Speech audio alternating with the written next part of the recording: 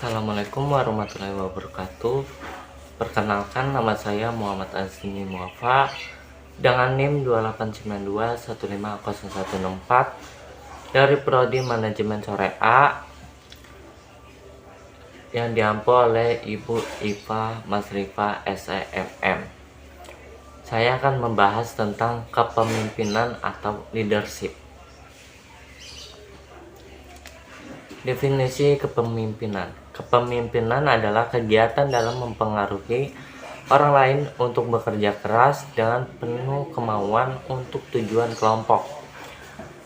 Menurut para ahli yaitu George Petrie.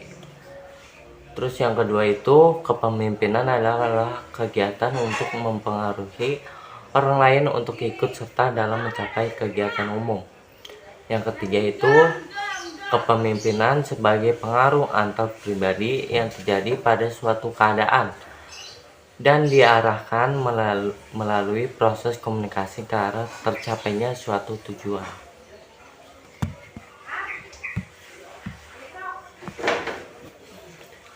Yang ketiga yaitu kepemimpinan sebagai pengaruh antar pribadi yang terjadi pada suatu keadaan dan diarahkan melalui proses komunikasi ke arah tercapainya suatu tujuan. Nah, ini ada quotesnya. Kepemimpinan adalah proses pengaruh mempengaruhi antar pribadi atau antar orang dalam situasi tertentu melalui proses komunikasi yang terarah untuk mencapai suatu tujuan tertentu. Bagaimanakah gaya kepemimpinan yang efektif? Yang pertama itu tidak ada cara yang terbaik untuk mempengaruhi perilaku orang-orang. Yang kedua, gaya kepemimpinan yang efektif adalah kepemimpinan yang disesuaikan dengan tingkat kedewasaan atau maturity bawahan. Yang ketiga itu kedewasaan bawahan terkait dengan dua hal, kematangan pekerjaan dan kematangan psikologi. Kepemimpinan. Jika ingin menjadi pemimpin, kenali 6 hal.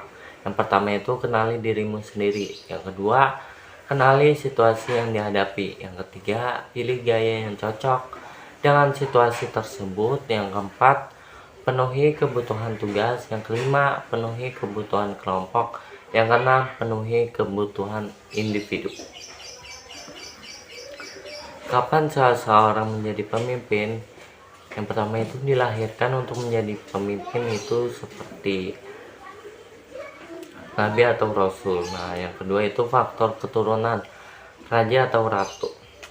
Dipilih oleh kelompok karena yang pertama itu karismatik, yang kedua kaya, yang ketiga sebelumnya pernah menjadi pemimpin di bagian kelompok itu. Tipe kepemimpinan yaitu ada authoritative leader, pemimpin yang menjadi pusat perencanaan, pembuat keputusan, penindak, pengarahan, pengawasan. Yang kedua itu ada participate leader, yaitu pemimpin yang berkonsultasi, mengumpulkan data, sportif, dan bijaksana. Yang ketiga itu free rein leader, yaitu pemimpin yang mendelegasikan wewenang. Karakteristik gaya kepemimpinan itu pemaksa. Yang pertama itu sifat gaya kepemimpinan yang pemaksa itu ada 3. Yang pertama, senang menghukum tetapi tidak suka memberi penghargaan. Yang kedua, berpendapat bahwa orang-orang pada dasarnya malas dan harus dipaksa untuk bekerja. Yang ketiga, tidak suka menerima umpan balik. Nah, yang kedua ada pendobrak itu ada 3 sifatnya. Yang pertama itu motivasi tinggi, yang kedua one man show, yang ketiga kurang perhatian pada orang sekitar. Yang ketiga itu ada penguasa. Sifat-sifatnya yang pertama itu pendapat disampaikan secara halus dan berselubung. Yang kedua hukum dan penghargaan yang seimbang. Yang ketiga menerima umpan balik yang terkait kepentingan pribadinya. Nah, karakteristik Tipe penyayang yaitu ada 4. Yang pertama, suka memanjakan anggota dan bawahan. Yang kedua, nyaris tidak memiliki rencana kerja. Yang ketiga, selalu memberi penghargaan, tidak memberi hukuman. Yang keempat, nyaris tidak bisa mengatur pekerjaannya sendiri. Terima kasih, sekian presentasi dari saya. Mohon maaf apabila terdapat banyak kekurangan. Saya Muhammad Azimi Muafa mengucapkan terima kasih. Wassalamualaikum warahmatullahi wabarakatuh.